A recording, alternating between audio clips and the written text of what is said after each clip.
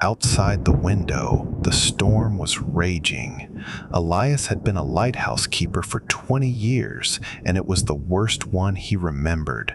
When the main light flickered and died, he had no choice. He stepped out into the freezing gale to fix the fuse box, knowing that ships were blindly navigating the dark waters. He managed to restart the light, but as he turned to go back inside, disaster struck. His heavy boot hit a patch of slippery, wet moss. In an instant, his feet went out from under him. Elias slid uncontrollably down the steep cliffside. The black ocean was roaring below, waiting to swallow him. There was no time to scream. He felt the cold spray on his face and knew, with terrifying certainty, that this was the end. He squeezed his eyes shut, waiting for the fall. But suddenly, a violent jerk stopped him. Something had clamped onto the hem of his heavy yellow coat. Elias looked up, gasping through the rain. There, digging his paws deep into the mud, teeth clenched tight on the fabric, was Barney. The dog was trembling, but he refused to let go. But to understand how a dog who was once afraid of his own shadow became a hero on the edge of the world, we have to go back to the beginning. For the first 2 years of his life, Barney did not know his own name. He only knew the smell of damp straw, the taste of rust from the chain around his neck, and the terrifying sound of heavy boots crunching on gravel. His world was a small, wooden shed with no windows, where the daylight only entered through cracks in the rotting planks. To Barney, the universe was a dark, cold place where the best strategy was to curl into a tight ball and become invisible. The shed was always cold, even in summer. It smelled of old motor oil and moldy wood. In the corner, there was a dirty blanket that had once been blue, but was now the color of gray dust. This was Barney's island. He spent hours staring at the wall, watching the dust motes dance in the thin beams of light.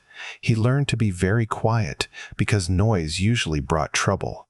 His life was measured in footsteps. He learned to distinguish the sounds of the farm outside. He knew the light, quick steps of the chickens, which made him prick up his ears. He knew the heavy rumble of the tractor, which made the ground shake. But the sound he listened for most carefully was the slow, heavy thud of the boots. That sound made his heart hammer against his ribs. When the heavy boots approached, the door would creak open with a rusty scream. A large hand would slide a metal bowl across the floor. The food was often cold mush or hard, dry pellets. Barney never approached the bowl until the door was closed again. He would eat quickly, looking over his shoulder, swallowing without chewing, terrified that the food might be taken away. Loneliness was his constant companion. Sometimes he would hear other dogs barking in the distance, far down the valley. Their barks sounded happy and free. Barney would try to answer them, a small whimper rising in his throat, but he always choked it back. He had learned the hard way that barking made the man with the boots angry. Silence was his shield. To pass the time, Barney watched the small creatures that were brave enough to enter his prison. Sometimes a beetle would crawl across the floorboards. Barney would touch it gently with his nose, careful not to hurt it. For a few minutes, he wasn't alone.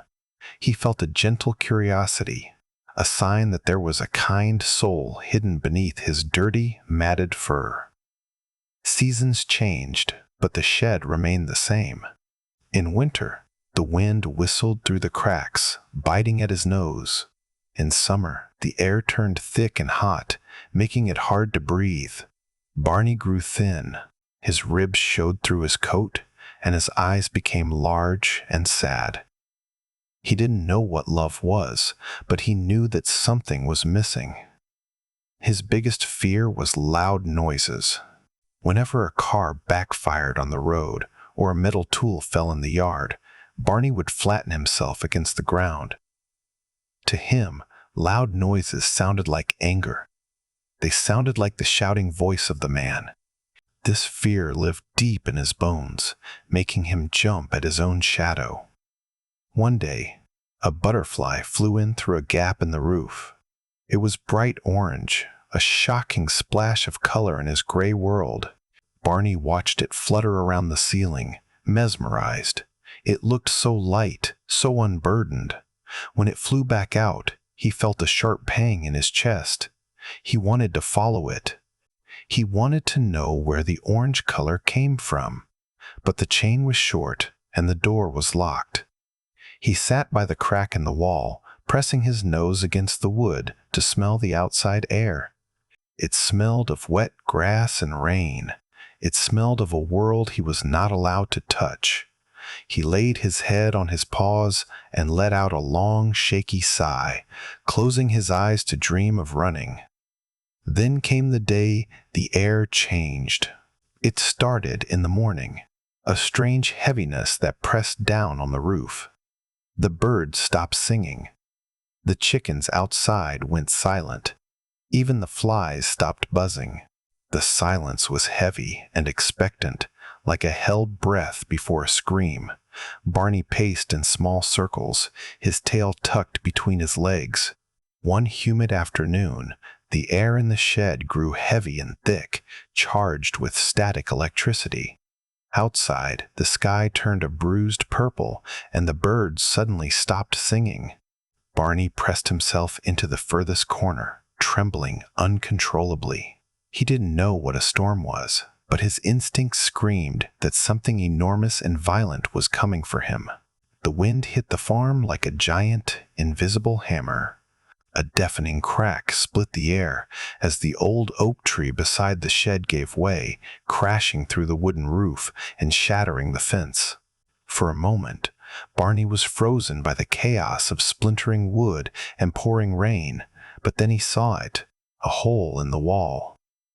A gateway to the unknown. Driven by pure panic, he snapped his collar and scrambled through the debris, running blindly into the wet gray world. The noise was absolute chaos. The thunder didn't just rumble, it exploded right overhead, shaking the ground beneath his paws. Rain lashed at his face, stinging his eyes. For a dog who had lived in silence and shadows, this was an overload of the senses. He didn't think, he just reacted. His body moved before his brain could catch up. He scrambled over the broken planks of his former prison. A sharp piece of wood scratched his leg, but he didn't feel it. He slipped in the mud, his paws scrambling for traction. He expected the man with the heavy boots to come running, to shout, to grab him. But the yard was empty. The man was inside the farmhouse, hiding from the storm. Barney ran past the chicken coop, past the tractor that looked like a sleeping monster in the rain. He reached the edge of the property where the gravel driveway met the paved road. He hesitated for a split second. This was the boundary. This was the edge of the world he knew. A flash of lightning lit up the sky, turning the night into blinding white day. Fear propelled him forward. He leaped across the ditch, his paws hitting the tall, wet grass on the other side. He didn't look back. He ran toward the dark outline of the forest, seeking cover from the angry sky. The rain soaked his fur, making him heavy, but he felt lighter than he ever had in his life. The chain was gone. The forest was a maze of tall shadows and twisting roots. The trees blocked some of the rain, but the wind howled through the branches like a pack of wolves. Barney tripped over a root and tumbled into a pile of wet leaves. He scrambled up instantly, looking around wildly. Every swaying bush looked like a hand trying to grab him. He ran until his chest burned. He wasn't used to running. His muscles were weak from years of confinement. His breath came in ragged, painful gasps. But the instinct to flee was stronger than the pain. He had to get away from the shed, away from the boots, away from the smell of old oil. Deeper and deeper he went into the woods. The sounds of the farm faded, replaced by the rushing of water in a nearby creek and the groaning of old trees. He was completely disoriented. He had no idea where he was going, only that he couldn't stop. He was a small, brown blur moving through the undergrowth. Finally, the adrenaline began to fade, replaced by a crushing exhaustion. His legs felt like lead. The cold rain had chilled him to the bone. He slowed to a trot, then to a walk. He sniffed the air, but he recognized nothing. No familiar smells, no food, just the scent of wet pine needles and damp earth. He found a large tree with thick roots that created a small, dry cave underneath. It looked safe, or at least safer than the open ground. He crawled into the hollow space, shivering violently. He licked the mud off his paws, tasting the grit of his freedom. The storm began to pass. The thunder moved further away, turning into a distant grumble. The rain softened to a gentle patter against the leaves. In the quiet that followed, the reality of his situation hit him. He was alone. He was lost.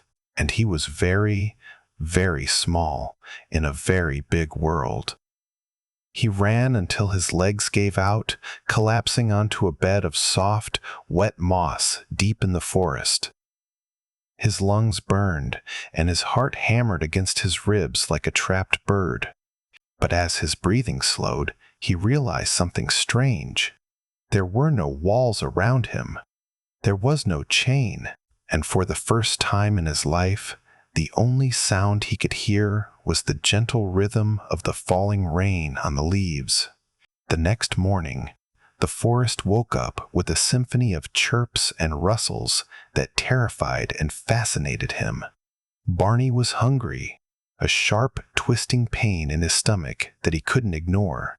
He tried to chew on a pine cone, but the sap was bitter and sticky. He wandered aimlessly, a small, dirty shadow moving through the vast cathedral of trees, hoping that a bowl of food might miraculously appear behind a bush. The forest was nothing like the shed. It was endless. Giant trees blocked the sky, and the ground was covered in a thick carpet of fern and moss. Every shadow looked like it might move, and every snapping twig sounded like a footstep. Barney kept his tail tucked between his legs, moving with a low, slinking gait. He was searching for something familiar, but everything here was wild and strange.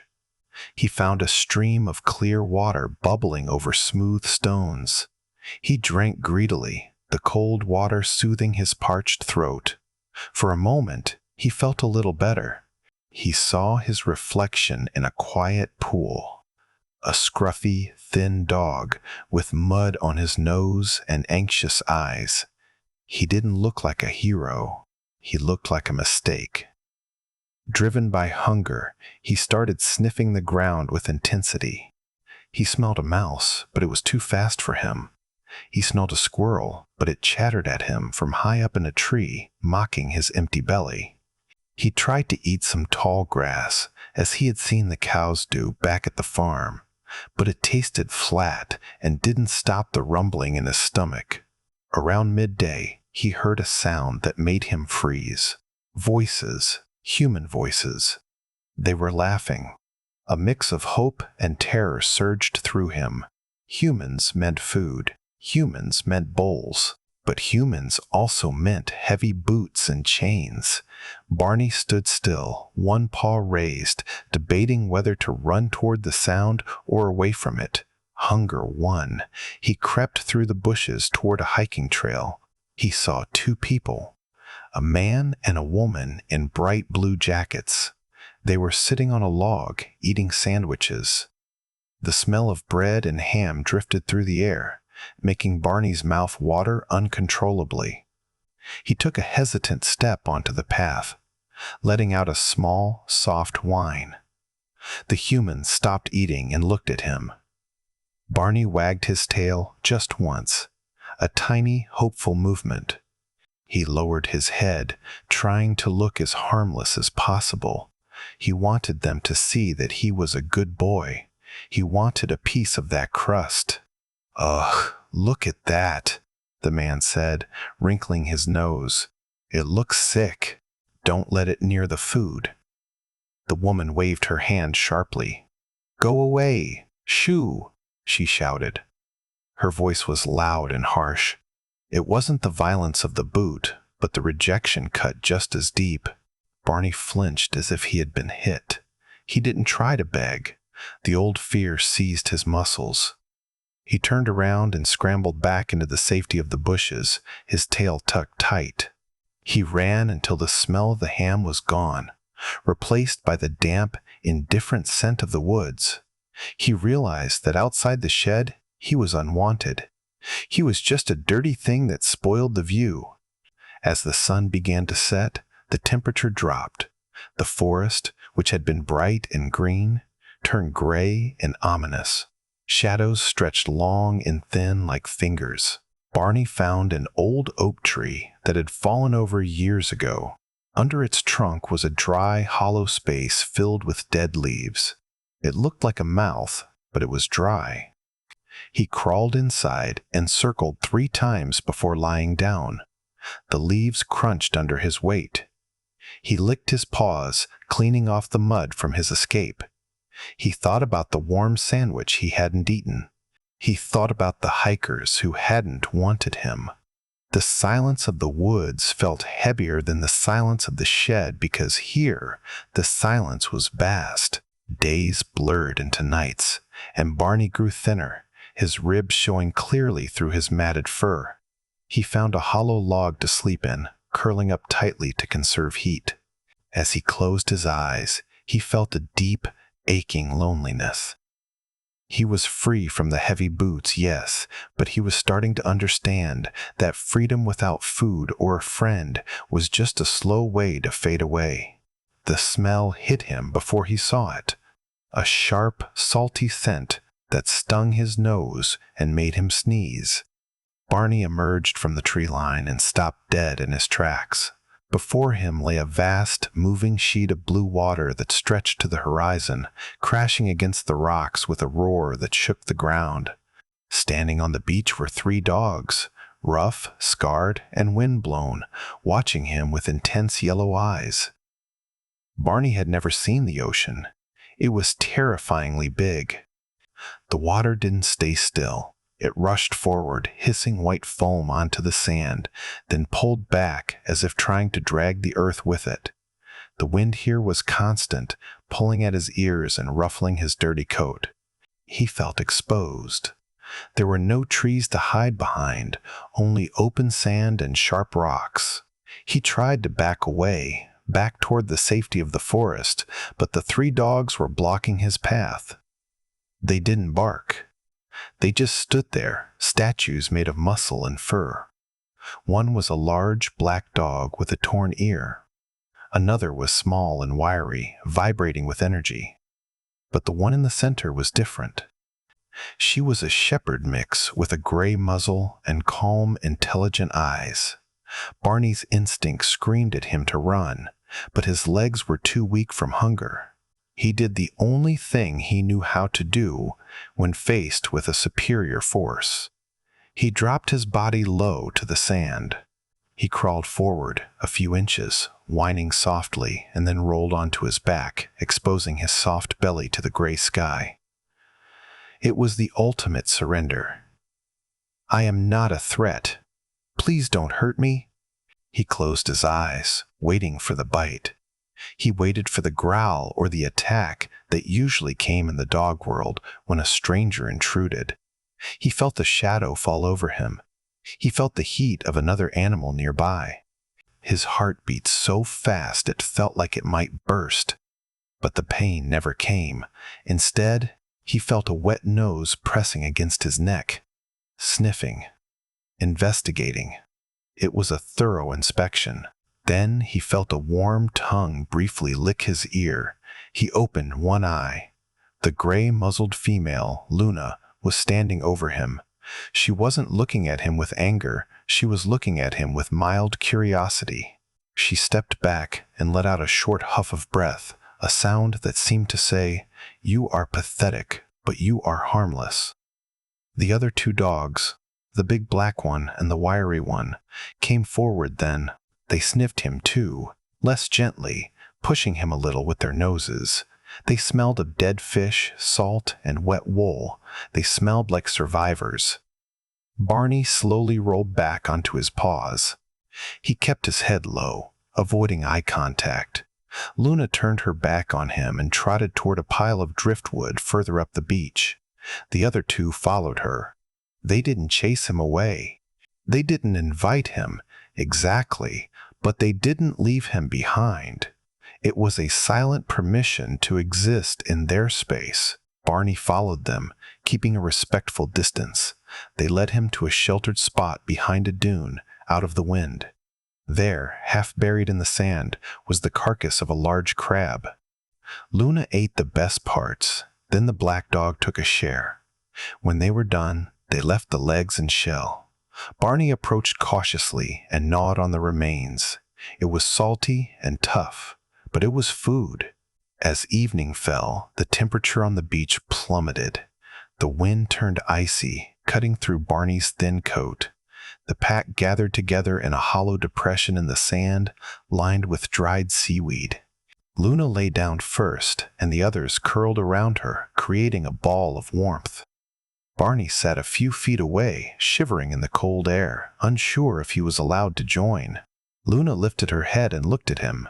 She didn't bark. She just shifted her paws slightly, making a small opening in the circle.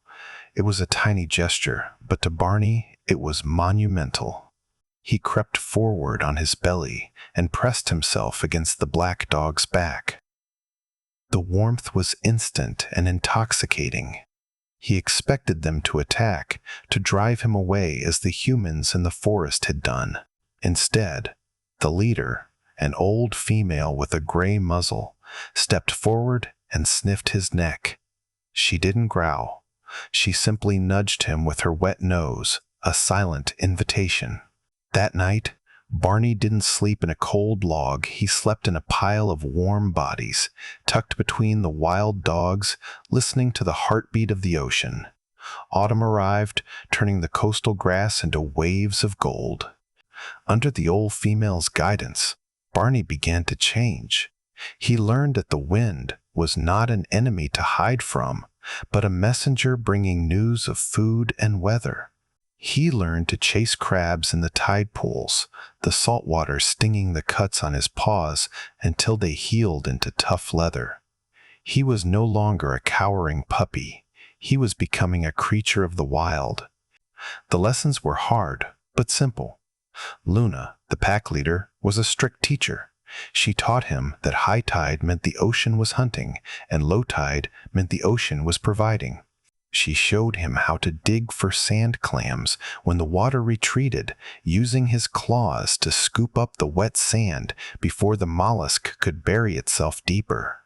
Barney's nails, once long and brittle from the shed, wore down to sharp, functional tools. The black dog, whose name Barney understood as Shadow, by the way Luna looked at him, taught him about territory. Shadow showed him the invisible lines in the sand that marked the boundaries of other packs or dangerous humans. Barney learned to read the messages left on driftwood and rocks, scent markers that told stories of who had passed by and when. But the most important lesson came during the storms. The coast was wild, and the weather changed in an instant. The first time thunder rolled in from the sea, Barney reverted to his old self, whining and trying to dig a hole to hide in. Luna didn't comfort him. She simply stood on the dune, facing the wind, her fur blowing back, watching the lightning with calm eyes. She nudged Barney with her shoulder, forcing him to stand up. She made him watch the storm. "See?" her posture seemed to say. "It is just noise. It cannot bite you." Slowly, Barney stopped shaking. He stood beside her, his paws planted firmly in the sand, and let the rain wash over him. He realized the thunder was just the sky barking, and he could bark back. His body changed with his mind. The meager diet of crab scraps and occasional fish heads supplemented by whatever they could scavenge from tourist bins, made him lean and wiry. His coat, once dull and patchy, grew thick and oily to repel the water. His muscles hardened from running on the soft sand. He was no longer the fragile thing that had crawled out of the box. He also found his voice. In the shed, silence had been survival. Here, silence could mean losing track of the pack in the fog. He learned to yap, to signal a found crab, to growl deep in his throat when a strange dog approached, and to howl at the moon when the pack sang together at night. His voice was raspy at first, but it grew stronger every day. Yet, he wasn't fully wild. While Shadow and the others shied away from anything human, Barney found himself drawn to the footprints left by beachgoers. He would sniff the discarded sandwich wrappers with a strange longing, not just for the food, but for the scent of soap and fabric softener that clung to them. He remembered the warmth of the farmhouse kitchen, even if he had never been allowed inside. Sometimes he would watch families playing with their dogs down the beach. He saw golden retrievers chasing balls into the surf, barking with pure joy. He saw humans throwing sticks and laughing. He saw hands ruffling fur. He didn't understand why those dogs were happy while he had been chained, but a small, quiet part of him wanted to know what that felt like. One afternoon, he found a blue rubber ball half buried in the seaweed. It was old and chewed, but it still squeaked. He picked it up and carried it to Luna, dropping it at her feet, wagging his tail. She looked at the ball, then at him, confused. She didn't know how to play. She walked away. Barney picked up the ball and lay down with it between his paws, squeaking it softly to himself. He realized then that he was different. He loved the pack. He loved the freedom. He loved the salt spray on his face. But he wasn't a wolf. He was a dog. And dogs were made to have a person. The hole in his heart that the shed had created was healing, but it wasn't full. Yet, despite the freedom of the pack, Barney felt a strange pull whenever he looked up the coast. Standing on the cliffs, he would stare at the tall white tower in the distance. A beam of light swept across the dark water every night, rhythmic and steady. While the other dogs slept, Barney sat and watched that light, feeling a tug in his chest that he couldn't explain. He missed having a person, even if he didn't know what a good person looked like. One crisp evening, Barney left the pack behind and followed the cliff path toward the lighthouse. The structure loomed over him, enormous and silent, like a giant bone sticking out of the earth. He hid in the tall, swaying grass, his eyes fixed on the small cottage at the base of the tower. He saw a man come out, a figure with a limp and a heavy gray beard carrying a toolbox. Barney knew the rules of survival. Stay hidden, stay downwind. He crept closer, his belly brushing the damp earth. The lighthouse sat on a rocky promontory, separated from the rest of the world by a narrow strip of land. It felt like an island in the sky. The wind here was fierce, whistling around the stone tower, but the little cottage looked solid and warm. The man, Elias, moved with a slow, deliberate rhythm. He walked to a small shed, much nicer than Barney's old prison, and pulled out a can of oil. He didn't look around. He didn't seem to care if anyone was watching. He seemed completely alone, surrounded by the vast ocean and the crying seagulls. Barney was fascinated by the man's heavy boots. They were similar to the ones his old master wore, but the sound they made on the stone path was different. These steps were dragging, tired. They didn't stomp. They shuffled. There was no aggression in the man's movement, only a deep, pervasive weariness. As the sun began to set, the great light at the top of the tower clicked on. A massive beam of white light cut through the twilight, sweeping over the ocean in a silent circle. Whoosh, whoosh. The rhythm was hypnotic. Barney watched the beam hit the waves, then the rocks, then the grass where he was hiding. For a second, he was illuminated, but he didn't run. Elias went back into the cottage. Through the window, Barney saw a light turn on. He saw the man sit in a worn armchair near a fireplace. He saw him pick up a book. There was no shouting, no loud TV, no angry movements, just a man and a fire. The peace of the scene was magnetic. It pulled at Barney's soul. He decided to stay for the night. He found a dry spot under a thick gorse bush near the garden fence. From here, he could smell the wood smoke drifting from the chimney. It was a comforting smell, sharp and sweet. He curled up, tucking his nose into his tail, but kept one ear cocked toward the house. The next morning, Barney watched Elias again. The man walked the perimeter of the lighthouse, checking the white paint for cracks. He stopped at the cliff edge and just stood there for a long time, looking down at the churning water. His shoulders were slumped. Barney let out a low whine, sensing a sadness that was heavier than any chain. He wondered if he should reveal himself, but fear held him back. What if this man was like the hikers? What if he shouted? What if he threw stones? Barney had worked too hard to survive to risk getting hurt again, so he remained a ghost in the tall grass, a silent observer of the lonely keeper. By the third day, Barney knew the man's routine perfectly. Morning coffee on the porch, inspection of the light at noon, a sandwich at 1 o'clock, a walk along the cliffs at sunset. It was a life of absolute order and absolute solitude.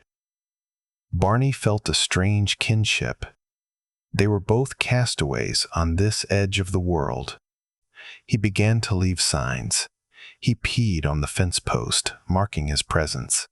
He left a crab shell near the gate.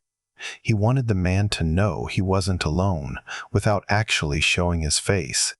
It was a game of shy flirtation. "I am here," the sign said. "Do you see me?" Barney watched the man for 3 days. He saw that the man, Elias, spoke to no one. He saw that Elias moved slowly, as if carrying a great weight on his shoulders. There was no shouting here, no anger, just the wind and the man. Barney crept a few feet closer, his tail tucked, waiting to be seen, waiting to see if this human was different from the one with the heavy boots. Elias noticed the scruffy dog on the 4th day. He didn't chase it away. He simply stopped on the porch, looked at the grass where Barney was hiding, and went back inside. A few minutes later, he returned with a battered tin plate. He placed it on the bottom step and retreated. The smell of warm beef stew drifted on the wind, overpowering Barney's fear. Barney watched the plate for a long time. His stomach rumbled violently, betraying his caution. The steam rising from the stew carried the scent of carrots, potatoes, and meat-rich, savory smells he had never experienced before. He looked at the cottage door. It was closed. The man was gone. Inch by inch, Barney crawled out of the tall grass. He kept his body low to the ground, ready to bolt at the slightest noise. He reached the bottom step and sniffed the air. No trap, no hidden danger. He took a quick lick of the gravy. It was warm and salty, exploding with flavor on his tongue. He ate frantically, gulping down the chunks of meat, licking the plate clean until it shone like a mirror. Then he ran. He sprinted back to the safety of his gorse bush and waited, but nothing happened. No one came out to yell at him. The plate sat empty on the step until evening, when Elias came out to retrieve it. The old man looked at the clean tin, gave a small, almost invisible nod, and went back inside. This became their ritual. Every morning and every evening, the plate appeared. Sometimes it was stew, sometimes leftover fish, sometimes just dry bread soaked in gravy. Barney learned to trust the plate, but he still didn't trust the hand that placed it. He would wait until the door clicked shut before approaching. But Elias was patient. He began to leave the door slightly ajar while Barney ate. He would sit in his chair just inside, visible but motionless. Barney would eat with one eye on the food and one eye on the man. He saw that Elias's hands were rough and scarred, but they held books gently. He saw that Elias never moved quickly. One rainy afternoon, the wind was particularly biting. Barney was shivering in his bush, his fur soaked through. He saw Elias come to the door, but this time he didn't put the plate down. He stood there, holding a piece of sausage, and looked directly at the bush where Barney was hiding. "It's cold out there, dog," Elias said. His voice was gravelly and deep, like stones rolling in the surf, but it wasn't angry. "Food's inside today." He turned and walked back to his chair, leaving the door wide open. The sausage lay on the floor rug, just inside the threshold. Barney's heart raced. Entering a human's den was the ultimate taboo. It was where the traps were. It was where the chains were. But the rain was freezing, and the sausage smelled like heaven. He crept to the porch steps. He put one wet paw on the wood, then another. He stood in the doorway, water dripping from his nose. Elias didn't look up from his book. He sat perfectly still, radiating a calm silence. The fire in the hearth crackled, throwing warm orange light across the room. The heat hit Barney's face, thawing his frozen whiskers. It was the warmest thing he had ever felt. He stretched his neck forward and grabbed the sausage. He backed away quickly to the porch to eat it. Still, Elias didn't move. He didn't shout, "Gotcha!" He just turned a page of his book. Barney realized that this was a test, or maybe an offer. You can come in, or you can stay out. It is your choice. That night, a cold drizzle began to fall. The door to the cottage opened, spilling warm, yellow light onto the wet stones. Elias sat in his armchair, reading a book, leaving the door wide open. It was an invitation. Barney approached the threshold, trembling, fighting every instinct that told him houses were traps. He took a deep breath, stepped onto the wooden floor, and lay down on the rug. The door clicked shut, sealing out the cold, and for the first time, Barney didn't flinch. Life in the lighthouse fell into a quiet, comforting rhythm. The house smelled of old paper, pipe tobacco, and drying wool scents that soon became Barney's definition of safety. He learned that Elias's boots were for walking, not kicking, and that a raised hand usually meant a scratch behind the ears. In return, Barney took on the job of guardian, barking at the seagulls that landed on the railing and warming Elias's cold feet in the evenings. The first few weeks were a delicate dance of boundaries. Barney slept on the rug by the door, ready to escape if necessary. Elias never forced interaction. He would simply talk to the room, letting his voice become a part of the background noise. "Wind's picking up from the north," he would mutter, or "tea's ready." Barney learned the tone of these words. They were safe sounds. Gradually, Barney moved closer to the fire. He discovered the joy of a soft cushion. He discovered that if he nudged Elias's hand with his wet nose, the fingers would curl into his fur and scratch the itchy spot behind his ears. It was pure bliss. Barney would close his eyes and lean his entire weight against the old man's leg, letting out a long, rumbling sigh. He also learned his new name. Elias started calling him Barney. "Barney, move over, you're hogging the heat," he would say. Or, "Barney, time for a walk." The name didn't sound like a command, it sounded like an identity. He wasn't just dog anymore. He was Barney. Their walks became the highlight of the day. Elias couldn't walk fast because of his bad leg, but Barney didn't mind. He would trot ahead, sniffing the rabbit holes, then circle back to check on his human. If Elias stopped to catch his breath, Barney would sit patiently beside him, looking out at the ocean as if they were sharing a secret joke about the world. Barney began to understand Elias's sadness. Sometimes, the old man would stare at a photograph on the mantelpiece, a picture of a young man smiling on a boat. On those days, Elias wouldn't eat much. He would sit in silence, the light in his eyes dimming. Barney sensed the shift in atmosphere. On those dark days, Barney would bring gifts. He would find a particularly nice stick or a smooth stone and drop it at Elias's feet. He would press his head into Elias's lap and refuse to move until the man acknowledged him. It was his way of saying, "I am here.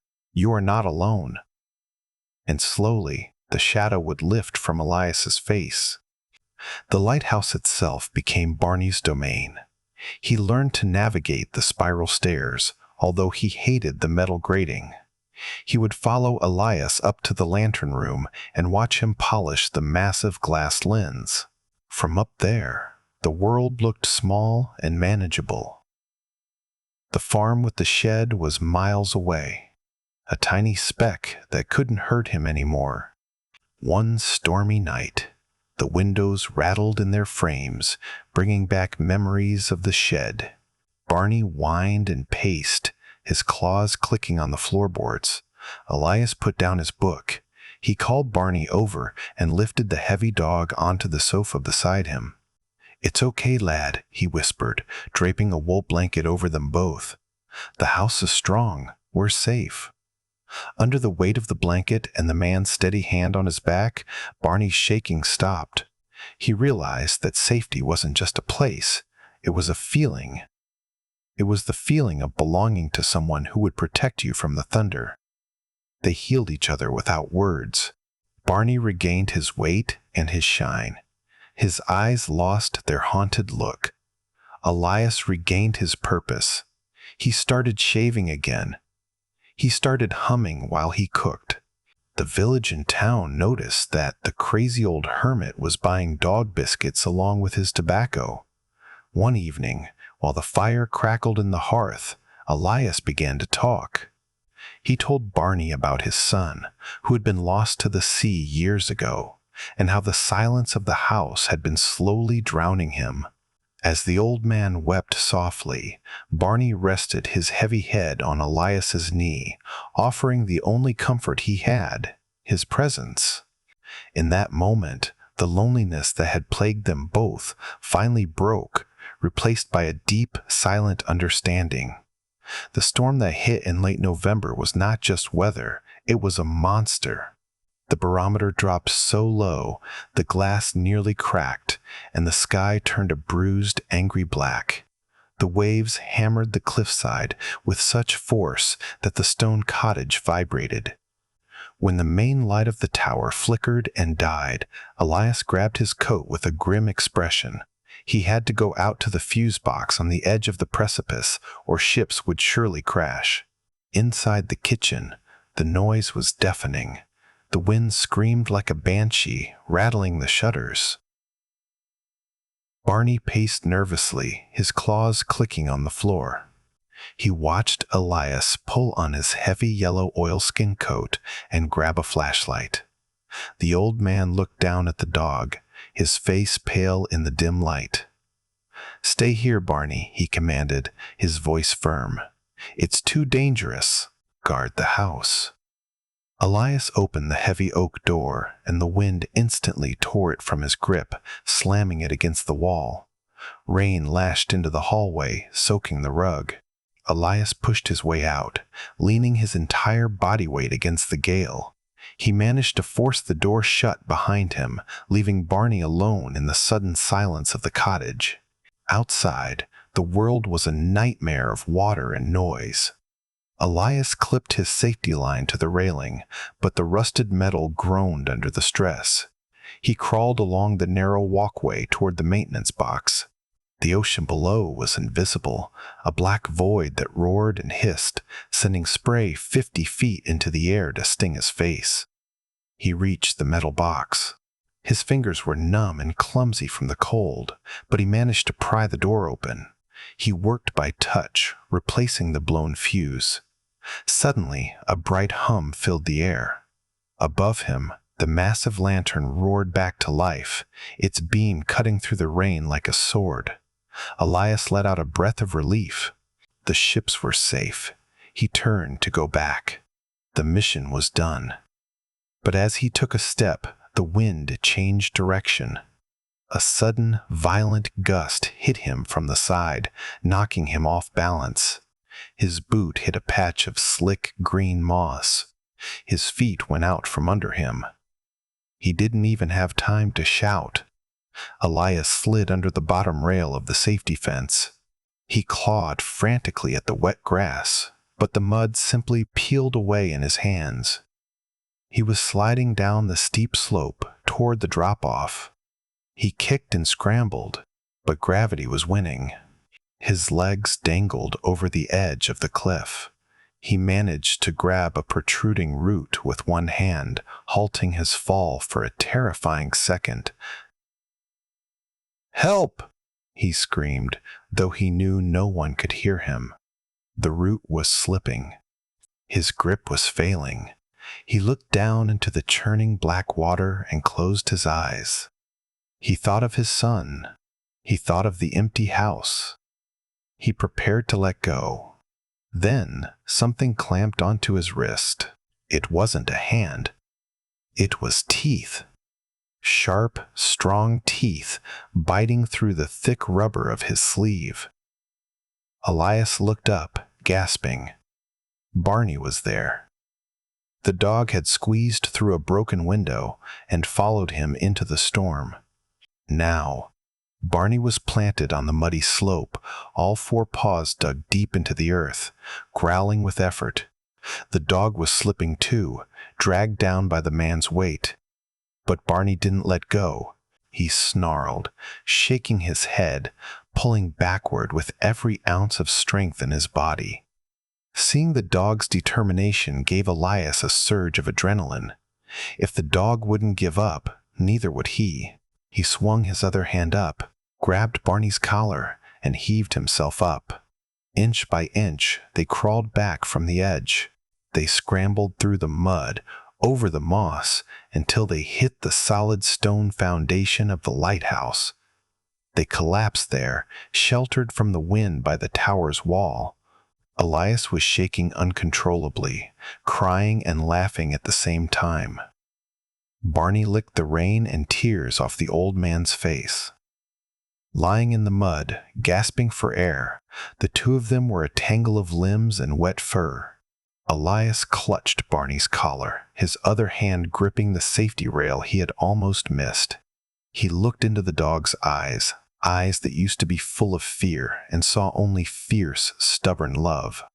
"You crazy fool," Elias whispered, burying his face in the dog's wet neck.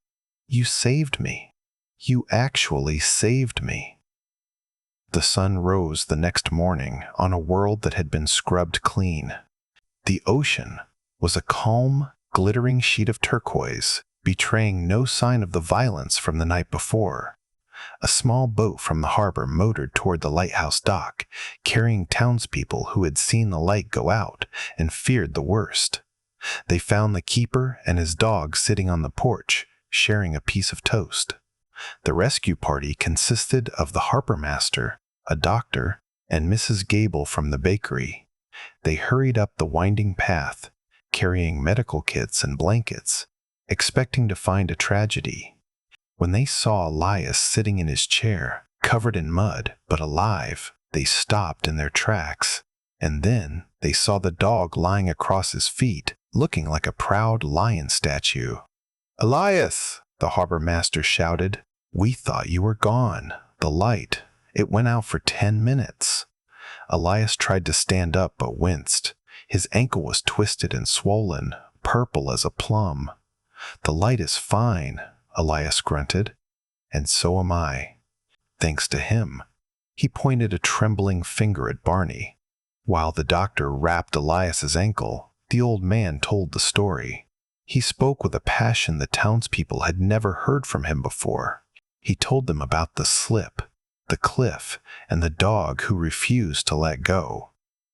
Mrs. Gable covered her mouth with her hand, her eyes wide. She looked at the scruffy, mixed-breed dog with new respect. Barney, for his part, was enjoying the attention. Mrs. Gable produced a meat pie from her basket, meant for Elias, and gave half of it to the dog. The harbor master scratched Barney behind the ears, right in his favorite spot. For a dog who had once been kicked and ignored, being the center of a circle of admiring humans was a strange but wonderful feeling. That day changed everything. The town no longer saw Elias as the grumpy hermit on the hill. They saw him as the man with the hero dog. Visitors started coming to the lighthouse on weekends, bringing treats for Barney and newspapers for Elias. The isolation was broken. The lighthouse became a place of community, not just a warning signal. Elias changed too. He laughed more. He walked with a cane, but he walked tall. He and Barney were inseparable. If you saw the yellow coat, you saw the brown tail wagging beside it. They were a team, a single unit of soul and fur. Barney never forgot his old life completely. He still didn't like small, dark spaces. But the fear was gone. He walked with his head high. He greeted the mailman with a bark that was friendly, not terrified. He had a job. He was the keeper of the keeper. Years passed. The fur around Barney's muzzle turned sugar white, matching Elias's beard. They moved slower on their evening walks, stopping often to watch the sunset. The lighthouse beam continued to sweep the ocean, a constant heartbeat in the night. But the true light of the place came from the bond between the two friends. One quiet evening, they sat on the cliff edge, watching the ships on the horizon. Elias reached down and rested his hand on the dog's head. The fur was soft and warm. It was an anchor in a shifting world. Elias realized that he had saved the dog from the shed, but the dog had saved him from a much darker prison of grief. Elias never left the lighthouse, and Barney never ran away again. They became a legend in the coastal town, the hermit and the stray who walked the cliffs together every sunset. As the years passed, the light from the tower continued to guide ships to safety, but everyone knew the real story. The light guided the ships, but it was the dog who had guided the keeper home.